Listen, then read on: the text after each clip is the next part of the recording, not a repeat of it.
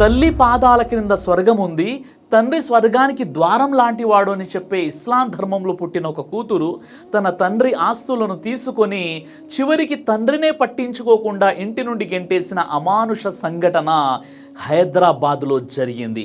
ఈ విషయం ఇప్పుడు మీడియాలో వచ్చింది కాబట్టి మనకు తెలుస్తుంది. కానీ ఇలా ఎంతోమంది తండ్రులు తమ సంతానానికి తమ పూర్తి ఆస్తులను ఇచ్చేసి చివరికి వారు ఒంటరి వారైపోతున్నారు. వారిపై దౌర్జన్యాలు జరుగుతున్నాయి. ఈ వీడియో చూస్తున్న ప్రతి తల్లిదండ్రులకు నేను ఒక మనవి చేసుకుంటున్నాను. అదేంటంటే, మీ పూర్తి ఆస్తులను మీ పిల్లల పేరు మీద చేయించకండి. మీకంటూ ఏదో ఒక ఆస్తి లేదా ఇల్లు లేదా రెంటల్ ఇన్కమ్ వచ్చేలా మీరు ఏర్పాటు చేసుకోండి. మీ పిల్లల మీద నమ్మకంతో మీ పూర్తి సంపాదన, మీ ఆస్తులను వారి పేరు మీద చేయించిన తర్వాత ఒకవేళ వారు గనక మిమ్మల్ని పట్టించుకున్నట్లయితే, ఇంటి నుండి మిమ్మల్ని గెంటేసినట్లయితే లేదా మీ పట్ల నిర్లక్ష్యం వహించినట్లయితే చివరికి మీరు రోడ్డు పాలైపోతారు, దిక్కు లేని వారైపోతారు, మానసికంగా కృంగి కృషించిపోతారు. కాబట్టి మీ ఆస్తులను 4 భాగాలుగా చేసి అందులో ఒక భాగం మీరు బ్రతికున్నంత వరకు మీ పేరు మీదనే ఉండేలా చూసుకోండి. ఆ తర్వాత మీరు చనిపోతే ఆస్తి ఎవరికి ఇవ్వాలో ఒక వీలునామా అడ్వకేట్ ద్వారా రాసి నోటరీ చేయించి పెట్టుకోండి.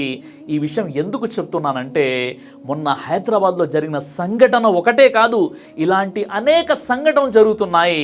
అసలు ఆ సంఘటన ఏంటి, ఏం జరిగింది, ఇప్పుడు పూర్తి వివరాలు తెలుసుకునే ప్రయత్నం చేద్దాం.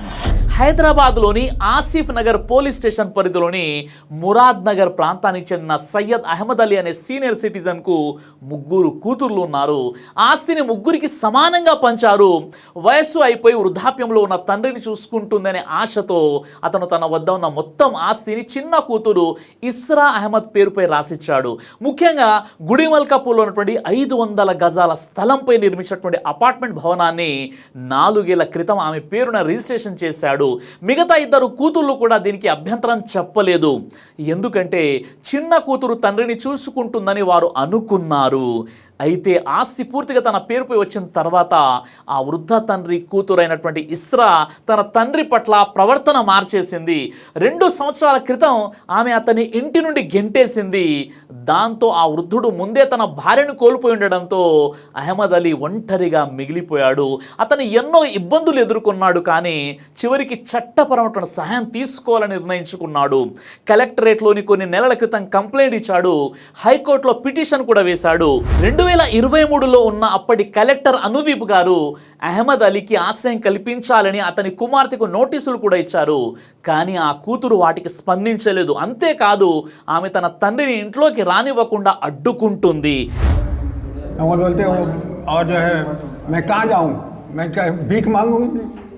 भीख मांगना है कि बाकी है कुछ नहीं, क्या करूं मैं, बोलो मैं भीख मांगे कुछ नहीं कर सकता, मेरे पास पैसे भी नहीं मिले। तीती हो इसको 3 लाख रुपए कमाती है, किराया था 3 लाख की सीजन, एक पैसा नहीं है मेरे को कहाँ से गुजारा हो रहा मेरे को मालूम है, मेरे को पैसे भी नहीं दिए, घर से निकाल दिए मेरे को। ఇక మళ్ళీ ఒకసారి సయ్యద్ అహ్మద్ అలీ రీసెంట్గా ఈ కేసు గురించి జిల్లా కలెక్టర్కు కంప్లైంట్ చేశాడు. ఈ complaint maintenance and welfare of parents and senior citizen act 2007 తల్లిదండ్రులు మరియు సీనియర్ సిటిజన్ల సంరక్షణ చట్టం 2007 కింద చేయబడింది. ఈ చట్టం వృద్ధ తల్లిదండ్రులను కుటుంబ సభ్యుల నిర్లక్ష్యం నుంచి కాపాడడానికి రూపొందించబడినటువంటి చట్టం ఇది. ఈ చట్టం ప్రకారం వృద్ధులు తమ పిల్లలు లేదా వారసుల నుంచి మెయింటెనెన్స్ కోరవచ్చు. ఆస్తి రాసిచ్చిన తర్వాత కూడా వారిని చూసుకోలేకపోతే ఆ ఆస్తిని బదిలీ రద్దు చేసుకోవచ్చు లేదా తిరిగి తీసుకోవచ్చు. జిల్లా కలెక్టర్ లేదా ట్రిబ్యునల్ ఇలాంటి ఫిర్యాదులను విచారించి చర్యలు తీసుకోవచ్చు. ఇందులో పోలీసుల సహాయం కూడా తీసుకోవచ్చు. ఈ చట్టం కింద ఫిర్యాదు చేసినప్పుడు 90 రోజుల లోపు నిర్ణయం తీసుకోవాలి మరియు అవసరమైతే 30 రోజులు పొడిగించవచ్చు. అయితే ఈ కేసును కలెక్టర్ విచారించి ఆసిఫ్ నగర్ మండలం తహసీల్దార్ జ్యోతి గారికి ఈ విషయాన్ని తెలియజేయడం జరిగింది. ఆ ఇంటిని స్వాధీనం చేసుకొని సయ్యద్ అహ్మద్ అలీకి తిరిగి అప్పగించాలని ఆదేశాలు ఇచ్చారు. ఆగస్టు 22, 2025 గురువారం మధ్యాహ్నం తహసీల్దార్ అయినటువంటి జ్యోతి తన సిబ్బందితో కలిసి ఆ ఇంటికి వెళ్ళారు. వెంటనే ఇస్రా అహ్మద్ వాగ్వివాదానికి దిగింది. కానీ పోలీసుల సహాయంతో అధికారులు ఇంటిని స్వాధీనం చేసుకున్నారు. అర్ధరాత్రి వరకు ఇంటిని సయ్యద్ అహ్మద్ అలీకి అప్పగించేశారు. దీంతో అతను తిరిగి తన ఇంటికి చేరుకున్నాడు. చాలా శుభ పరిమాణం ఇది. అక్కడ ఉన్నటువంటి కలెక్టర్ గారికి, పోలీసులకు, తహసీల్దారికి అందరికీ కూడా నేను నా యొక్క కృతజ్ఞతలు తెలియజేస్తున్నాను. ఇంకా ఇలాంటి అనామకులు తల్లిదండ్రుల పట్ల ఈ విధంగా దురుసుగా బాధ్యతారాహిత్యంగా వ్యవహరించినటువంటి ప్రతి కుమారుడికి, ప్రతి కూతురికి పడాల్సినటువంటి శిక్ష ఇది. కాబట్టి నేను వారికి ముబారక్ అంటే శుభాకాంక్షలు తెలియజేస్తున్నాను, ఎవరైతే చాలా చాకచక్యంగా ఈ విషయంలో వ్యవహరించారో. తను సీనియర్ సిటిజన్ ఒక 2 years నుంచి చాలా తిరుగుతున్నారు. సో దాని ద్వారా ఇప్పుడు నిన్న కలెక్టర్ మేడం ఆదేశాల మేరకు మేము ఇక్కడికి వచ్చేసేసి కూతురి ఆర్డర్స్ అతన్ని వెకెంట్ చేయించేసేసి ఇప్పుడు వాళ్ళకి సయ్యద్ అహ్మద్ అలీకి మీకు హ్యాండ్ ఓవర్ చేయడం జరిగిందండి. అయితే సోదరులారా, ఇలాంటి సంఘటనలు భారతదేశంలో ముఖ్యంగా హైదరాబాద్లో తరచుగా జరుగుతున్నాయి. ఉదాహరణకు 2025 జూన్లో ఒక 90 ఏళ్ల మహిళ తన కొడుకుల చేతిలో మోసపోయి 5 సంవత్సరాల పోరాటం తర్వాత ఇంటిని తిరిగి పొందింది. మరో ఘటనలో నల్గొండలో వృద్ధ దంపతులు తమ పిల్లల నిర్లక్ష్యం నుంచి రక్షణ పొందారు. ఈ చట్టం వృద్ధులకు ఆర్థిక, మానసిక భద్రతను అందిస్తుంది మరియు ఇది కుటుంబ సంబంధాలతో బాధ్యతలను గుర్తు చేస్తుంది. 2025లో సుప్రీంకోర్టు మరియు హైకోర్టులు ఇలాంటి కేసులలో వృద్ధుల పక్షాన నిర్ణయాలు తీసుకున్నాయి. ప్రపంచంలో ప్రతి ఒక్కరూ చెప్పే విషయం ఏంటో తెలుసా? తల్లిదండ్రుల పట్ల మర్యాదగా, గౌరవంగా ఉండాలి. వారు వృద్ధాప్యానికి చేరుకుంటే వారికి సేవ చేయాలి, వారి ఆలన పాలన చూసుకోవాలి. నిజంగా చెప్పాలంటే తల్లిదండ్రులు వృద్ధాప్యంలో ఉన్నప్పుడు వారికి సేవ చేయడం అంతకంటే గొప్ప అదృష్టం ఈ ప్రపంచంలో ఏదైనా ఉంటుందా? మన తల్లిదండ్రులు మన కళ్ళ ముందు బ్రతికుండి వారి యొక్క యోగక్షేమాలు, వారు వృద్ధులైపోతే వారికి సేవ చేయడం ఇంత గొప్ప వరము, ఇంత గొప్ప అదృష్టం ఎవరికి దక్కుతుంది? అలాంటి అదృష్టాన్ని దురదృష్టంగా మార్చుకునే దౌర్భాగ్యుల్ని ఈరోజు మనం మన సమాజంలో చూస్తూ ఉన్నాం. అయితే మన తల్లిదండ్రులకు మనం సేవ చేయాలని ఎవరో మనకు చెప్పాల్సిన అవసరం లేదు. మనిషిగా పుట్టినందుకు కనీస అర్హత ఏంటంటే తల్లిదండ్రులను మంచిగా చూసుకోవాలి, వారికి సేవ చేయాలి. కానీ ఈ రోజుల్లో మనం చూస్తున్నాం, కనిపెంచి విద్యాబుద్ధులు నేర్పించి ఎంతో శ్రమపడి తమ రక్తాన్ని చెమటగా మార్చి కష్టపడి పిల్లలను మంచిగా చదివించి చివరికి సంపాదించిన పూర్తి ఆస్తులను తమ పిల్లలకు పంచిచ్చిన తర్వాత కూడా ఆ సంతానం, ఆ దౌర్భాగ్యులు తమ తల్లిదండ్రులను సరిగా పట్టించుకోకుండా, వారి యోగక్షేమాలను చూడకుండా చివరికి వారి వృద్ధాశ్రమాల్లో వాళ్ళని పంపించేసి ఇంటి నుండి గెంటేస్తున్నారు, వారిపై దౌర్జన్యం చేస్తున్నారు. అంటే ఒక్కసారి ఆలోచించండి, మన సమాజంలో ఇలాంటి వారు జీవించి ఉండడానికి అర్హులా? ఒక్కసారి మీరే చెప్పండి. సోదరులారా, ప్రతి మతంలో కూడా తల్లిదండ్రులను గౌరవించాలి, వృద్ధాప్యంలో వారికి సేవ చేయాలని చెప్పడం జరిగింది. కానీ ఇస్లాంలో మాత్రం తల్లిదండ్రుల గురించి ఎంత గొప్పగా చెప్పడం జరిగిందంటే ఇంకా ఏ మతంలో కూడా అంత గొప్పగా చెప్పబడలేదు. మరి అలాంటి ఇస్లాం ధర్మంలో పుట్టినటువంటి ముస్లింలు ఈరోజు తల్లిదండ్రుల పట్ల ఇలాగా వ్యవహరించడం అంటే ఎంత సిగ్గుచేటు, ఎంత దౌర్భాగ్యం, ఎంత మూర్ఖత్వం ఒక్కసారి మీరే చెప్పండి. అంతిమ దైవ గ్రంథమైనటువంటి దివ్య ఖురాన్లోని సూరే ఇస్రా సూర నెంబర్ 17 ఆయత 23 మరియు 24లో నీ ప్రభువు ఇలా నిర్ణయించాడు, మీరు ఆయనను తప్ప వేరెవ్వరిని ఆరాధించకూడదు మరియు తల్లిదండ్రులకు మంచి చేయాలి. వారిలో ఎవరో ఒకరు లేదా ఇద్దరు నీ వద్ద వృద్ధాప్యంలోకి చేరినప్పుడు వారితో ఉఫ్ అని కూడా అనకూడదు, వారిని గద్దించకూడదు, వారితో గౌరవప్రదంగా మాట్లాడాలి. ఇక్కడ తల్లిదండ్రులు వృద్ధాప్యంలో ఉంటే వారికి సేవ చేయాలి, వారితో మంచిగా వ్యవహరించాలి, చివరికి వారిని ఉఫ్ అని కూడా అనకూడదు. మరి అలాంటప్పుడు ఇంటి నుండి గెంటేసేటటువంటి వారి పరిస్థితి ఎలా ఉందో ఒకసారి ఆలోచించండి. మేము మనిషికి తల్లిదండ్రుల పట్ల మంచి చేయమని ఆదేశించాము. అతని తల్లి కష్టపడి మోసింది, కష్టపడి ప్రసవించింది మరియు అతనికి పాలు తాగించడము 2 ఏళ్ల వరకు సాగింది. కాబట్టి నాకు నీ తల్లిదండ్రులకు కృతజ్ఞత చూపుము. సూరే లుఖ్మాన్ సూర 31 ఆయత నంబర్ 14. అల్లాహ్ను ఆరాధించండి, ఆయనతో ఎవరిని భాగస్వామ్యం చేయవద్దు, తల్లిదండ్రులకు మంచి చేయండి. సూరే అన్-నిసా సూర 4 ఆయత 36. ఒక సహాబీ అడిగారు, నా తండ్రికి ఏమైనా హక్కులు ఉన్నాయా ఓ ప్రవక్త? అప్పుడు ప్రవక్త ముహమ్మద్ సల్లల్లాహు అలైహి వసల్లం వారు తెలియజేశారు, నీ ఆస్తి నీ సంపద అంతా నీ తండ్రికి చెందుతాయి.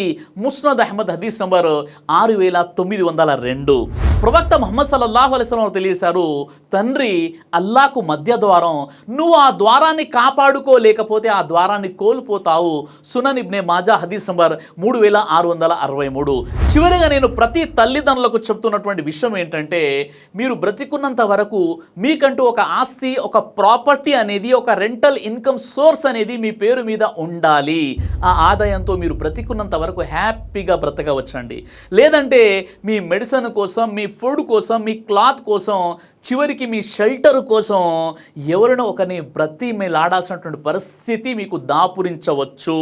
మీరు వృద్ధాప్యంలోకి చేరుకున్న తర్వాత మీ పేరు మీద ఆస్తి లేనట్లయితే, మీకంటూ ఒక ప్రాపర్ ఇన్కమ్ సోర్స్ లేనట్లయితే, చివరికి మీరు బిచ్చగాడికి 10 రూపాయలు దానం చేయాలన్నా మీ కూతురుని లేదా మీ కొడుకుని అడగాల్సినటువంటి దుస్థితి ఏర్పడవచ్చు.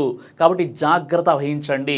లేదండి మా పిల్లలు చాలా మంచి వాళ్ళు అని అనుకుంటే, వారికి వచ్చేటటువంటి కోడళ్ళు ఎలా వస్తారో మీకు తెలియదు. లేదా వారికి పిల్లలు పుట్టిన తర్వాత వారి ఖర్చులు, వారి పిల్లల యొక్క అవసరాలు ఎలా ఉంటాయో, తద్వారా వారు ఎలా మారిపోతారో, వారి యొక్క ప్రవర్తన ఎలా ఉంటుందో కూడా మీకు తెలియదు. కాబట్టి ముందస్తు జాగ్రత్తగా తల్లిదండ్రులు తమ పూర్తి ఆస్తులను పిల్లల పేరు మీద చేసేసి చివరికి దివాలా తీయకండి, దౌర్భాగ్యకరమైన పరిస్థితులను ఎదుర్కోకండి. ఇది నా సలహా మాత్రమే. ఇక మీకు ఏదైతే నచ్చుతుందో అది మీరు యథేచ్ఛగా చేయవచ్చు.